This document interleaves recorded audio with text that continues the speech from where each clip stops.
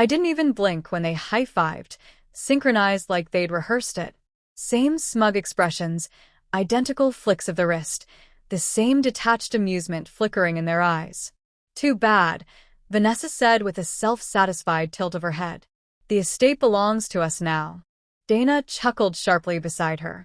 "Maybe you should have paid more attention to the details." I didn't respond. I just watched them, not the way they saw themselves, standing tall in some imagined triumph, but for what they really were, temporary. Then I placed the leather folder on the table. Quietly, intentionally, Vanessa glanced at it without much interest. She should have looked closer. There was a time I thought I'd found everything I wanted, someone to build a life with, a stable home, peace that didn't vanish with nightfall. I met Vanessa in a hospital lobby. Her father had just had a stroke. I was there visiting someone who'd once mentored me. She seemed poised, confident, compassionate. Or so I believed. We were married within a year. Her father welcomed me. He trusted me. Even as his memory frayed, I stayed by him, respectful, consistent. Eventually, he relied on me for more than just visits. I handled his affairs, his documents, helped set his estate in order. And I did it all with the intent to safeguard him, to protect him from those who might take advantage. I didn't realize I'd married one of them. The illusion cracked about a year after the wedding. Vanessa stopped asking about my day.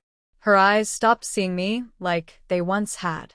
One night, standing in the hallway, I overheard her on the phone with Dana. "He's useful, that's all," she said. The words didn't hit me like they should have. Not sharply. Not like truth. Just quietly, inevitably. They confirmed what I'd long suspected, but hadn't wanted to accept. She was pretending, just like her sister, just like they both had around their father once he became more of a burden than an asset. To them, he wasn't a person, just a wallet, a deed, a surname. When he passed, the will spelled everything out clearly. But they never bothered to actually read it. They made assumptions, and I let them.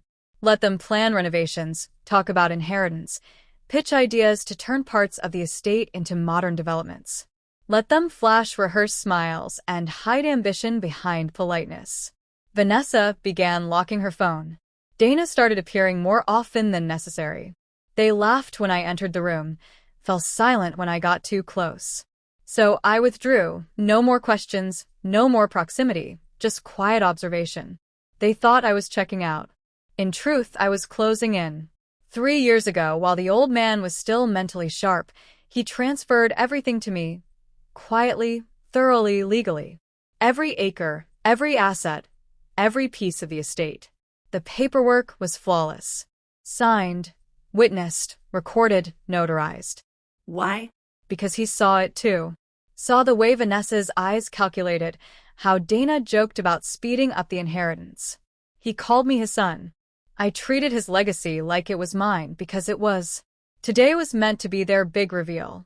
They'd choreographed everything, even filmed themselves strolling through the vineyard, boasting about their takeover. They said they had a buyer lined up, contracts ready. I let it play out. Because silence is the best setup for a fall. When I slid the folder across the table, I already knew what it held. Deeds, transfer documents, sale confirmations, all finalized years ago. Vanessa opened it, and I watched the confusion twist into panic. Dana leaned over, voice shaky. "What is this?" I didn't answer. I simply turned my phone around and played the live security feed. This very room, this exact moment. Their smug expressions, caught on camera. Audio clear. Then I switched tabs to a recording from earlier that day. Them laughing, mocking their father, celebrating my downfall. I'd uploaded everything to the shared estate folder, viewable by every trustee, every board member. They weren't just out. They were revealed. Dana stormed off, called me a snake. Vanessa stayed behind. Her hands shook. "You tricked us." I looked her in the eyes. "No.